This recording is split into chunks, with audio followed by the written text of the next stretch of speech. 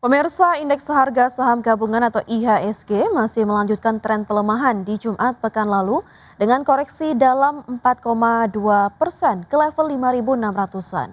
IHSG terbebani koreksi dalam saham perbankan Big Caps di tengah aksi jual asing yang masih berlanjut.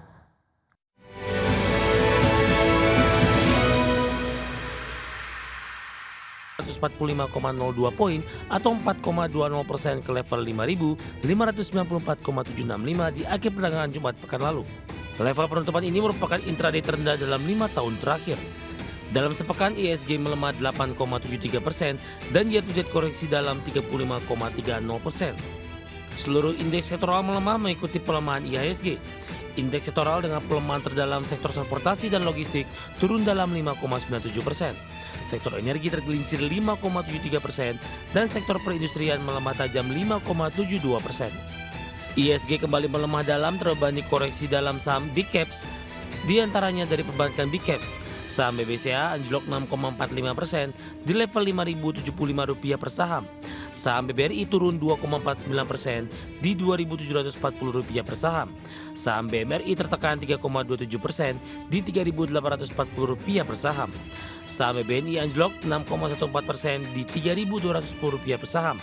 Saham perbankan Big Caps melemah dalam di tengah asing kembali aksi jual. Selain itu, IHSG juga terbebani pelemahan saham Brand anjlok 10,25% di Rp3.590 per saham. Saham AMMN turun tajam 6% di Rp3.260 per saham. Saham DSSA tergelincir 8,96% di Rp610 per saham dan saham TLKM turun dalam 4,83% di Rp2.760 per saham. Sementara itu nilai tukar rupiah berbalik rebound usai melemah ke level intraday terendah sepanjang masa, namun masih bertahan di atas level Rp18.000 per dolar Amerika. Melansir data definitif, rupiah ditutup menguat 0,06% di level Rp18.010 per dolar Amerika. Meski menguat, pergerakan rupiah sepanjang perdagangan Jumat masih berada dalam tekanan di rentang 18.000 hingga 18.050 per dolar Amerika. Melansir Bloomberg News, analis proyeksikan rupiah berpeluang sekitar 45% dapat mencapai 19.000 per dolar Amerika di Desember mendatang. Dan probabilitas 27% untuk melemah hingga Rp20.000 per dolar Amerika dalam 1 tahun ke depan. Berbagai sumber ada di channel.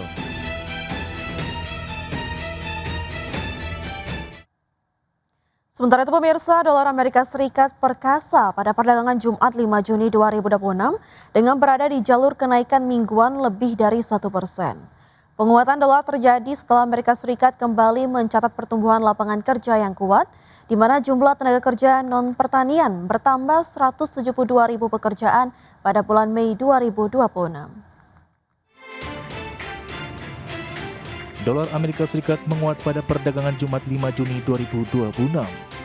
Greenback berada di jalur kenaikan mingguan lebih dari 1%, serta perekonomian Amerika Serikat kembali mencatat pertumbuhan lapangan kerja yang kuat pada bulan Mei.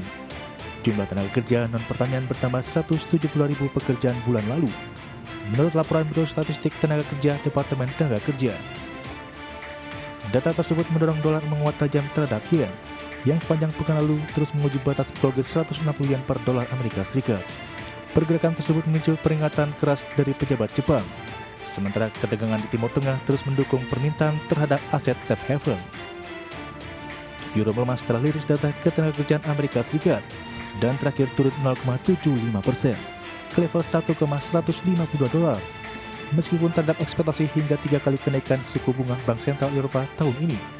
Sementara itu pound sterling turun 0,64% menjadi 1,33 dolar. Dolar Amerika Serikat menjadi mata uang dengan kinerja paling menonjol di pasar valuta asing pekan lalu, menguat 0,63% terhadap sekeranjang mata uang utama dan sekitar 1,3% dalam 1 bulan terakhir. Penguatan tersebut didukung oleh data ekonomi Amerika Serikat yang kuat, ekspektasi kenaikan suku bunga The Fed, serta permintaan aset safe haven di tengah kekhawatiran dampak kenaikan harga energi akibat penutupan Selat Hormuz. Berbagai sumber untuk IDX Channel.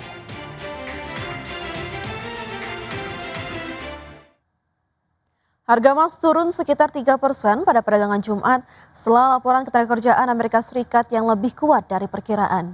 Data tersebut memperkuat ekspektasi bahwa Bank Sentral Amerika Serikat akan mempertahankan suku bunga pada level lebih tinggi lebih lama, di tengah kekhawatiran inflasi yang dipicu oleh perang di Timur Tengah.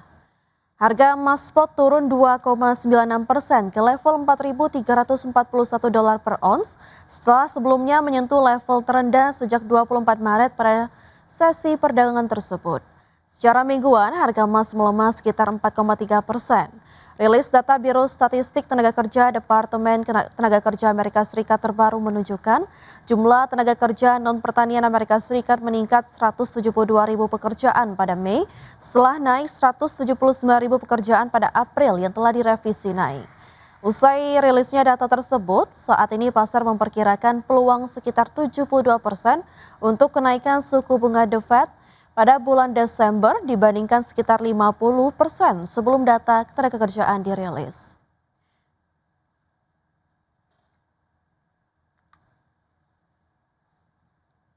Selanjutnya update dari Bursa Global pemirsa.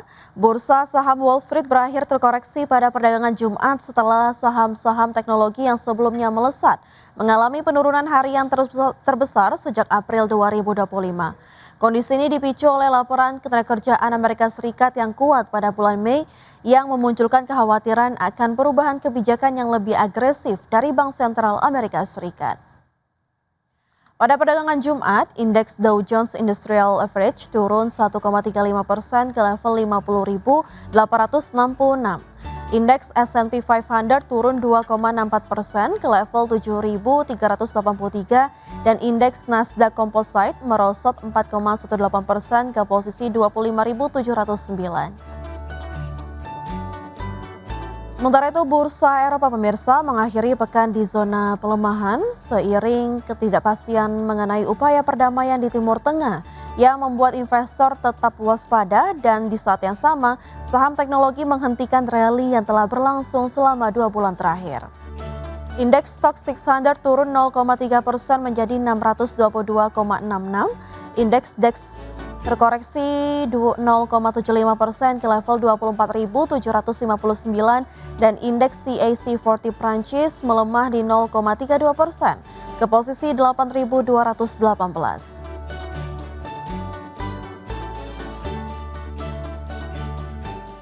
BK menargetkan penjualan menembus 41,85 triliun rupiah di tahun 2026. Ya, Persero menilai pelemahan rupiah berpotensi menjadi katalis positif bagi kinerja di tahun ini dan di saat yang sama didukung oleh peluang pertumbuhan dari perluasan jaringan distribusi di dalam negeri.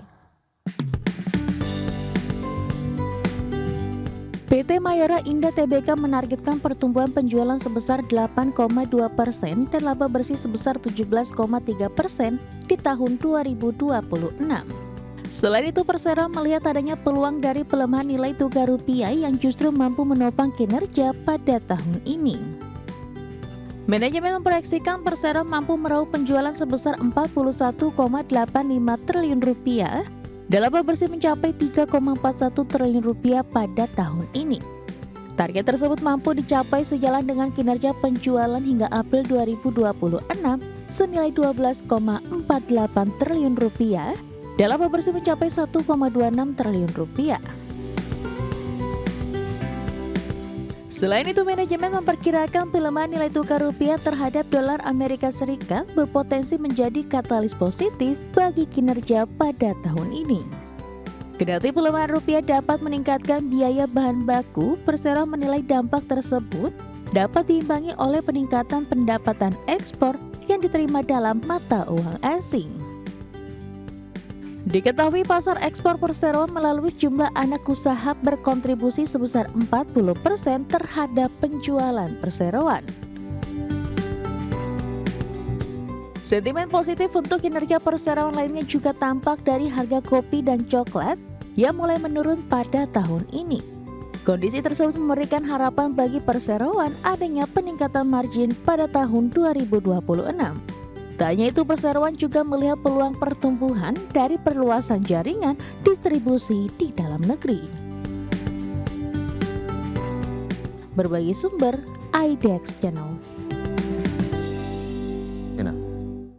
Ya, Mitra Menara Telekomunikasi PT Tower bersama Infrastructure Tbk berencana menerbitkan surat utang dalam mata uang asing dengan nilai pokok hingga 900 juta dolar Amerika Serikat atau setara dengan 15,1 triliun rupiah. Ya, adapun dana hasil penerbitan akan digunakan untuk lunasi utang yang jatuh tempo, mempercepat pembayaran pinjaman, hingga mendukung ekspansi usaha.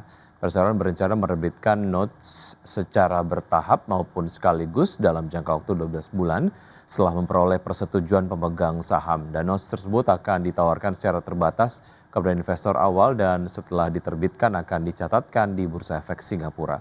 Perseroan menargetkan instrumen tersebut memiliki tenor maksimal 10 tahun dengan tingkat bunga tetap paling tinggi 8% per tahun, dan menurut manajemen langkah pendanaan tersebut bertujuan memperluas dan mendiversifikasi basis kreditur sehingga perusahaan memiliki akses pendanaan yang lebih luas untuk mendukung pertumbuhan bisnis ke depan.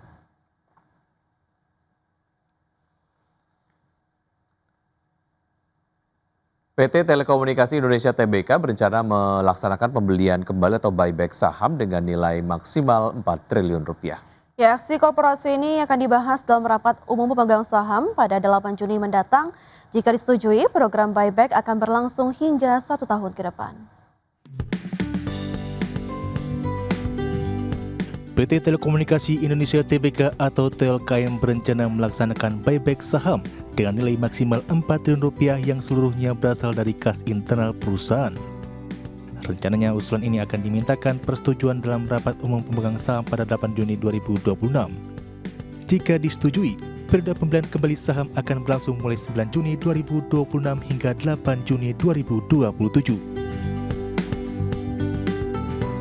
Manajemen TLKM menegaskan jumlah saham yang dibeli kembali tidak akan melebihi 10% dari modal didapatkan dan store perseroan. Pelaksananya dapat dilakukan melalui Bursa Efek Indonesia maupun di luar Bursa Efek, baik secara bertahap maupun sekaligus. Langkah ini diambil untuk menjaga keharmonisan antara kondisi pasar dan fundamental perusahaan, serta memperkuat keyakinan terhadap prospek jangka panjang TLKM.